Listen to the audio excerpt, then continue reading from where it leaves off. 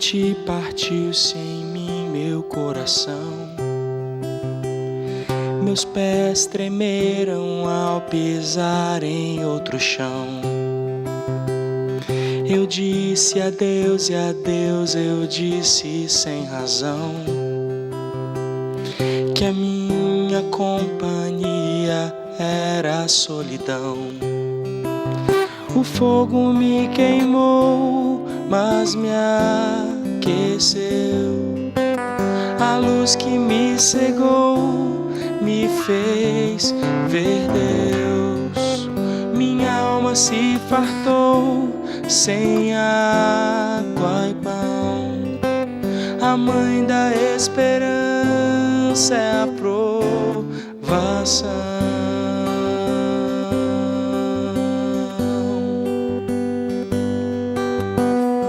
Por sobre a estrada anoiteceu e amanheceu,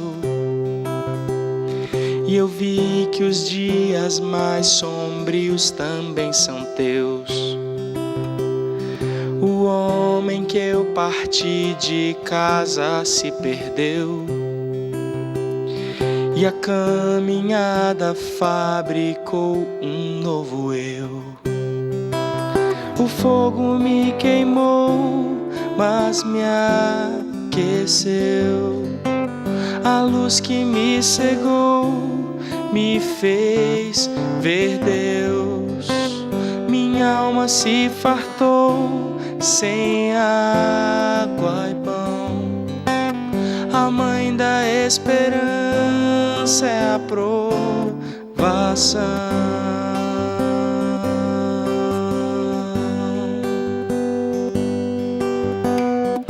O caminho muda e muda o caminhante. É um caminho incerto, não um caminho errado. Eu, caminhante, quero o trajeto terminado, mas no caminho mais importa o durante. Deixei pegadas lá no vale da morte, num solo infértil aos meus muitos defeitos. Minha vida largou-se em caminhos estreitos, e eu vi você, a partida e o norte. O fogo me queimou, mas me aqueceu. A luz que me cegou me fez ver Deus. Minha alma se fartou sem água e pão. A mãe da esperança é a provação.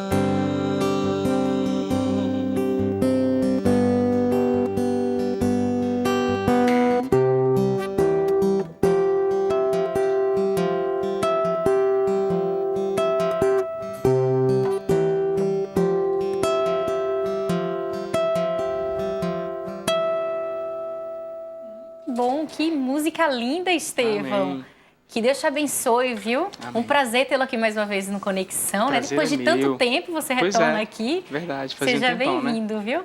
Eu reencontrei o Estevão em janeiro agora, né? Finalzinho de dezembro, em Aracaju, na Central de Aracaju, com a sua família, com a Paulinha, com o Bernardo, que estão aqui também. Um beijo para eles, sempre acompanhando Coisas lindas, você, né? Sempre. Tem que estar junto sempre, a família, né? Com certeza. Família em segundo lugar. Deus em primeiro lugar, a família em segundo e o resto vem depois. Estevão, explica pra gente, essa música você compôs em que situação? Sua vida, assim? Essa música eu fiz com um amigo meu chamado Jaime Alves, que é um cara super talentoso, super inteligente. Era até legal se trazer ele aqui, descobre um assunto que ele sabe falar sobre muita coisa. E a gente tem um pouco a ver com a minha história, né? Com a minha caminhada de sair de Manaus, ter vindo para São Paulo, ter enfrentado momentos de solidão, de dificuldade, e de ter compreendido que essas dificuldades foram usadas por Deus para produzir esperança no meu coração. Então essa é uma história que é a minha história, mas é a história do Jaime, é a história de muita gente, talvez a história de vocês, do pessoal que está assistindo também. Quando você está no meio do deserto, você às vezes quer que a sua vida mude, mas o objetivo de Deus no deserto é que você mude, não a sua vida, né? Então, por mais que você saia do deserto, sua vida seja a mesma, você com certeza não vai ser o mesmo, né? Deus vai usar as dificuldades para produzir esperança no coração da gente. Bom, que Deus abençoe seu ministério. Amém. Estevão, que agora está morando em Manaus. Um abraço para o pessoal de Manaus, que inclusive a TV Novo Tempo está em canal aberto. Um abraço para você que está nos acompanhando. Inclusive, você que é o nosso internauta, pode participar, pode interagir através das nossas redes sociais, do nosso Twitter, @PGConexão, do nosso Facebook também, facebook.com/Conexão Jovem Oficial. Participe, interage. E pegando emprestado a sua palavra preferida, inclusive também Manaus é onde moram meus pais, entendeu? Então eu quero aproveitar e mandar um abraço para meu pai, para minha mãe. Acho que minha avó deve estar por lá também nesse período. E quero já começar mandando um abraço aqui para o Juninho. Ele sabe quem ele é. O Juninho é amigo do pastor Toninho, que trabalha aqui com a gente, apresenta o Saldo Extra. Então eu quero mandar um abraço para o Juninho, a sua família e o pessoal lá que está conectado com a gente. Pois é, e já tem enquete, né, Chapolin, sobre o tema de hoje. Quem dá a sua opinião? Qual é a relação da arte com a beleza? Usa a nossa hashtag Jogo da Velha Conexão sem acento e a gente vai ler a sua opinião aqui no ar. Agora, Estevão que é publicitário, trabalha com criatividade e games também, não é isso, Estevão? Há quantos anos você está nesse ramo já? Eu trabalhei com publicidade por 7 anos e desde o ano passado, meio do ano passado, eu mudei para essa empresa de games, de aplicativos, quer dizer, agora continuo trabalhando com criatividade, eu trabalhava na área de criação, mas agora eu estou focando, usando a criatividade para... Está bem alta, né, Estevão, essa parte de games, né? Principalmente, pessoal, algumas empresas utilizando games para poder divulgar a sua marca, né? E também no meio evangélico, hoje em dia muitas pessoas já começaram também a trabalhar com isso, né? Os games são uma ferramenta, uma linguagem da nossa geração, né? Então, quando surgiu o filme, muita gente não entendia, não acreditava que ele ia para frente, né? Isso foi mais ou menos ali no começo do século passado com os irmãos Lumière, lá na França, né? Então eles inventaram essa linguagem, descobriram, começaram a utilizar essa linguagem e aí hoje em dia o mundo inteiro usa. Depois veio a TV e hoje em dia está aqui, a gente na TV Novo Tempo, né? Isso é uma coisa que não existiria algumas décadas atrás. E aí as linguagens vão surgindo, como a escrita, como tantas outras que a humanidade já usou. O game é mais uma linguagem, né? Essa linguagem onde você não assiste apenas passivamente, mas você interage com aquele conteúdo. Então, partindo desse princípio de qual a função do game, do papel que como ele consegue deixar quem está participando ali imerso no assunto, né? Você não só contempla, mas você vive aquele momento ali. Eu acho que a gente pode usar isso para qualquer fim, inclusive para o evangelho, usar isso para falar do amor de Deus, para tantas outras coisas. É mais uma linguagem que a gente poderia e deveria estudar, entender e começar a utilizar. Muito bom. É uma ferramenta muito eficaz, né, para aprendizado, para você aprender. Com certeza. E tal. Agora, Estevão, qual é a relação assim para você entre a arte e o belo, assim? Eu não consigo imaginar a arte sem o belo, né? A arte, quando a gente tenta dar uma função para a arte, ela já começa talvez até a deixar de ser arte, né? Quando a gente tenta dar uma função para a arte pode ter muitas funções, né? Ela pode ressaltar algo de bom, exaltar algo de bom, como ela pode denunciar algo que está errado.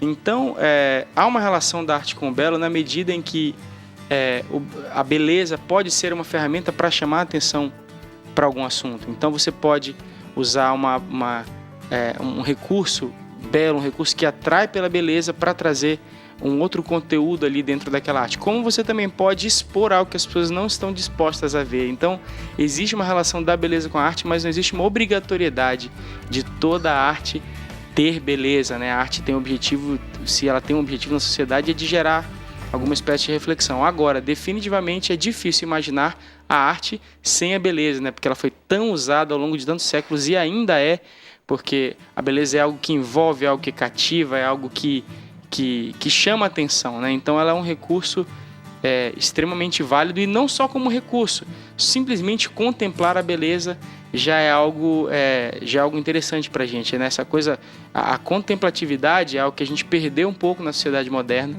mas que o homem, por exemplo, nos tempos bíblicos, ele contemplava, ele olhava o universo, a criação de Deus e aquilo tudo para ele contemplar, aquela tamanha beleza dava para ele uma noção de quem ele era e de quem Deus era. Então acho que arte e beleza estão unidas aí do princípio e vão ficar até o fim. Isso aí. E para entender, então, Chapa, tem um VT, para a gente entender um pouco mais esse tema, vamos descobrir um pouco mais sobre o significado da palavra belo. Eu entrevistei um curador de imagem e é esse VT que você confere agora. Roda aí.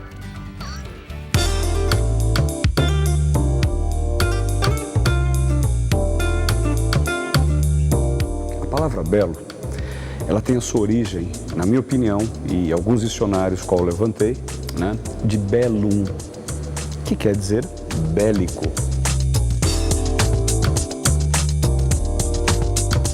Arte é a capacidade que tem o homem de transformar uma matéria a partir do seu eu interior. Em português, todas as palavras utilizadas em arte procedem de alquimia. A palavra arte é utilizada em alquimia no quê? Na capacidade que tem o alquimista de entrar no seu trabalho, no seu laboratório e transformar-se a si mesmo na revelação direta com Deus.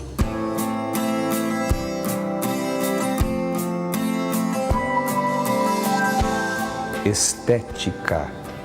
Essa é uma palavra muito utilizada no século XVIII pelo filósofo Hegel, que ele queria entender a questão do sentimento na arte.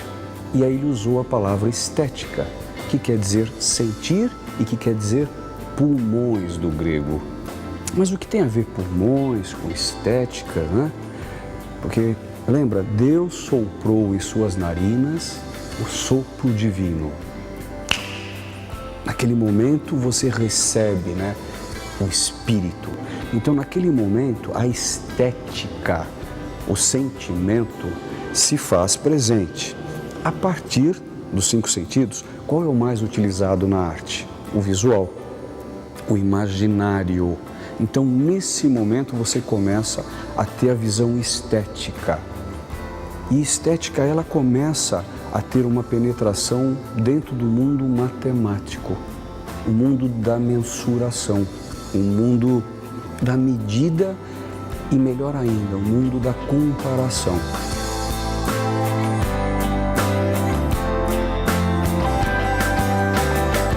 Então a arte, ela se mistura na estética a partir da mensuração.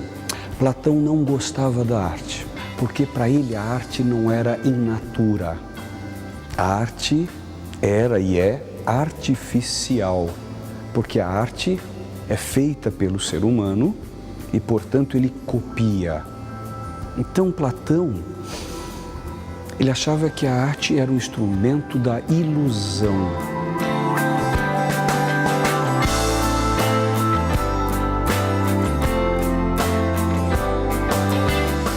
Então, hoje nós estamos percebendo cada vez mais que realmente a arte, ela copia, a arte engana, né? A arte, ela é uma imaginação, ela é uma ilusão. Então, portanto, a arte o que faz?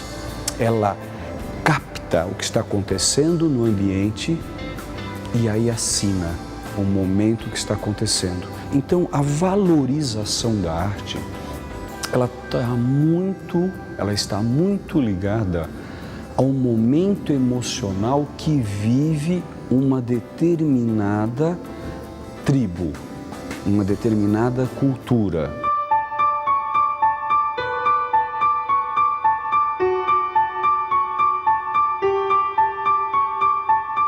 Então a arte é essa capacidade de você copiar e deixar para o momento e para as futuras civilizações. Você tem no pós-modernismo a questão da estética chamada feia. Como assim? Estética não é bonita? Não. Estética é a forma de mensurar algo. E o que é o bom e o que é o mal? O que é o feio e o que é bonito? Pertence a cada um, a cada indivíduo, com a sua experiência de vida.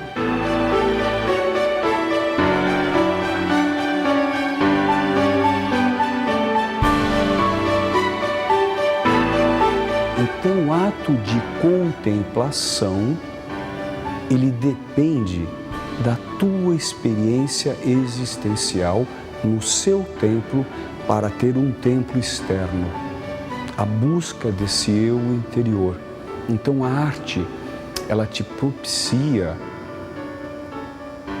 um espelho, a capacidade de ter um insight, de estar bem ou mal, relativo às tuas Ortega y Gasset, você e as suas circunstâncias.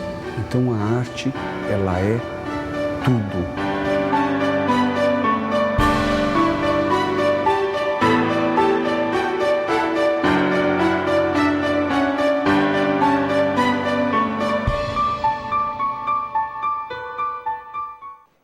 Muito bom, legal isso aí, Luciano. Conhecer um pouquinho mais da arte, bem bacana. O cara super, eu acho que até falou ali de Deus em algum momento, né? É importante essa relação da gente relacionar um pouco a arte com Deus, afinal de contas, Deus é o Deus da arte que nos dá a criatividade. Luciana, tem muita gente já participando. Eu quero ler aqui o primeiro comentário da Miranda e eu quero pedir meu amigo Cleito, se der para ver aqui um pouquinho pertinho, que eu tenho uma foto aqui para mostrar, que ela acabou de receber a camiseta do Conexão e o prêmio, que a gente vai sortear hoje também, um prêmio que a gente não falou no início do programa, mas tem o CD aqui da Joyce Zanardi. Se você participar com a gente no @PGConexão, você pode levar esse lindo CD para sua casa. E a Miranda já recebeu a camiseta dela e o CD também. Falando de arte e a relação... a camiseta de hoje aqui, Chapa, é essa tem aqui, mais ó. Camiseta tem mais hoje, camiseta hoje aqui. Essa aqui, você vai ganhar uma parecida com essa, porque essa aqui é do Estevão já. Já é do Estevão. Já é do Tomara que Estevão caiba aqui. no Estevão, hein?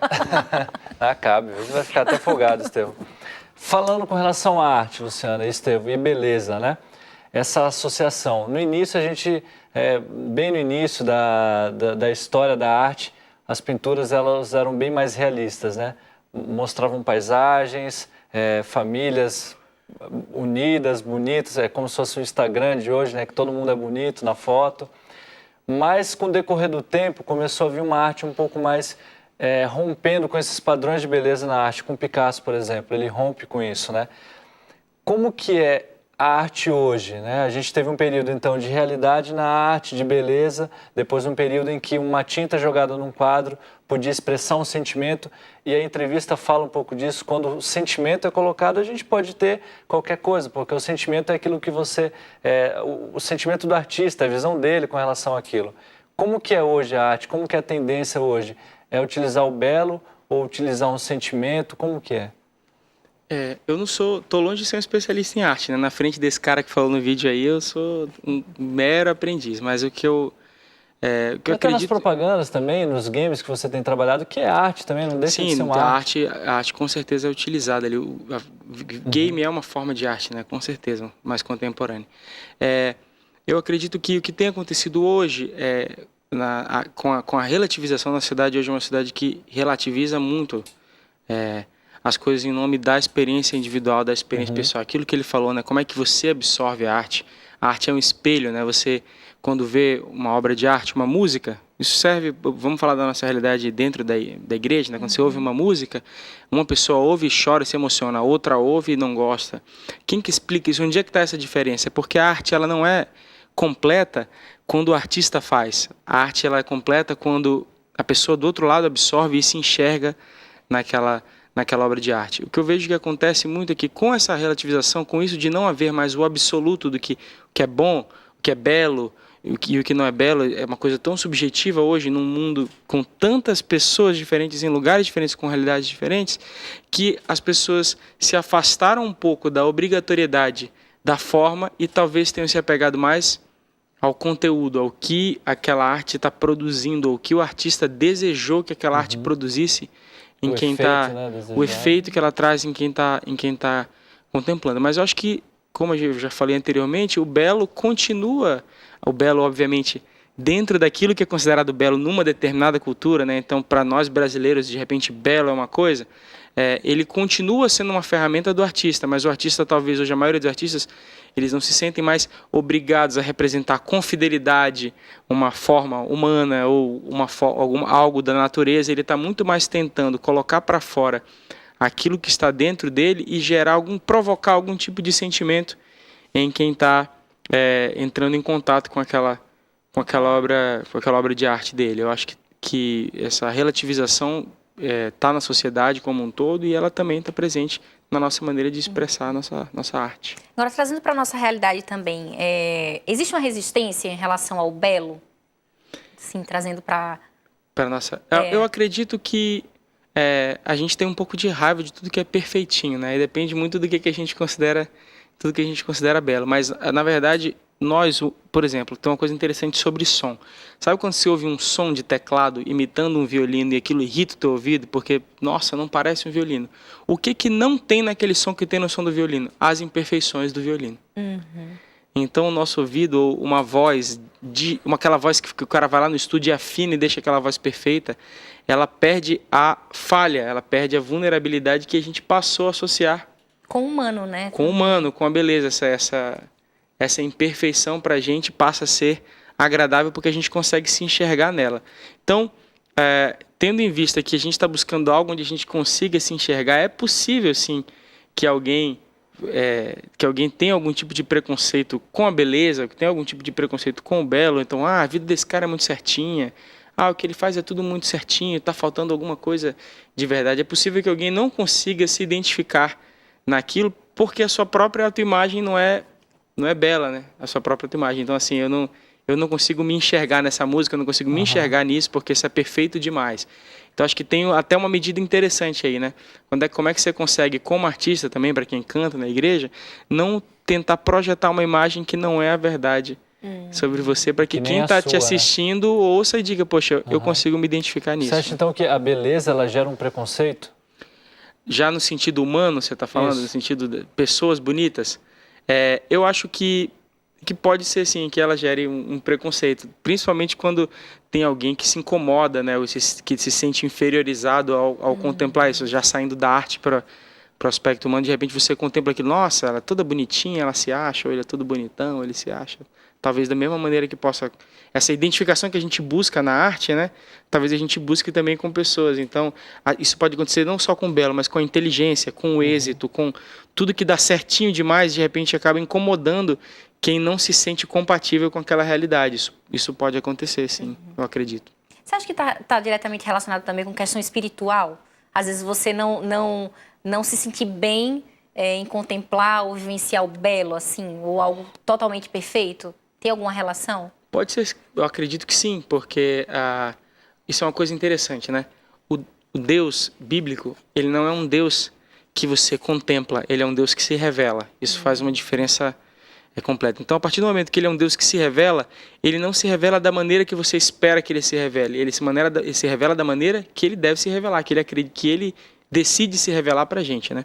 Então, é natural que alguém que não tenha nenhum tipo de convivência com uma realidade espiritual, por exemplo, se sinta incomodado ou não atraído daquela história de que é cheiro de morte para a morte, cheiro de vida para a vida. Então, aquele que está em sintonia com Deus, quando ouve da criação de Deus, ou quando contempla a natureza, ou quando contempla a beleza da santidade de Deus, isso atrai ele mais a Deus e não causa repulsa. Mas isso pode acontecer, eu acho que essas coisas estão todas relacionadas, né? Como é que eu me enxergo? E será que eu estou buscando naquilo que eu estou vendo uma identificação comigo?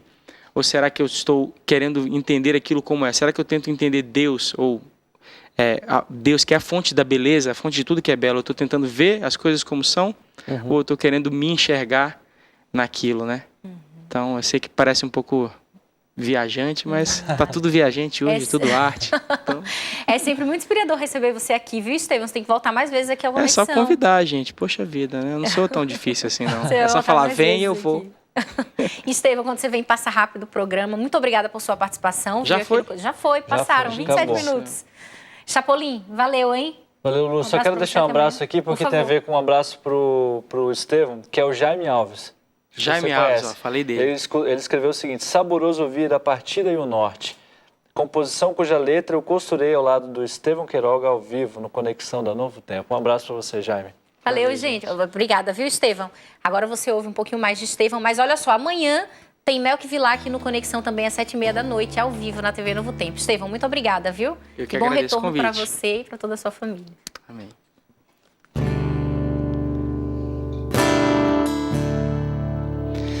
Quando o pai se senta pra brincar com o filho, quando o rei se curva pra beijar o servo, quando o autor se põe no próprio livro só pra morrer ali por alguém mudar o fim. Quando a herança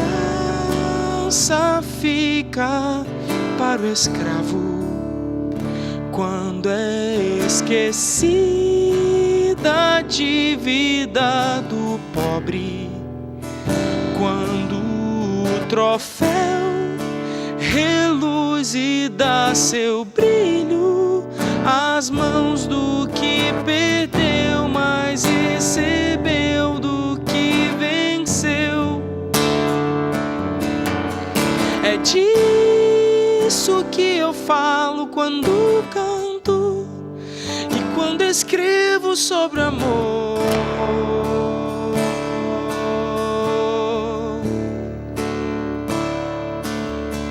É nisso que eu penso quando vejo e quando sinto esse amor.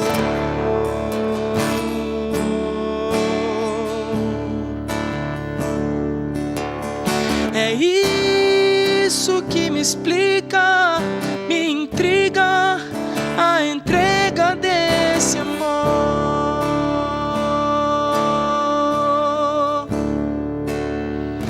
Quando os galhos dão sua sombra ao machado, quando a vida vem de um fruto desprezado,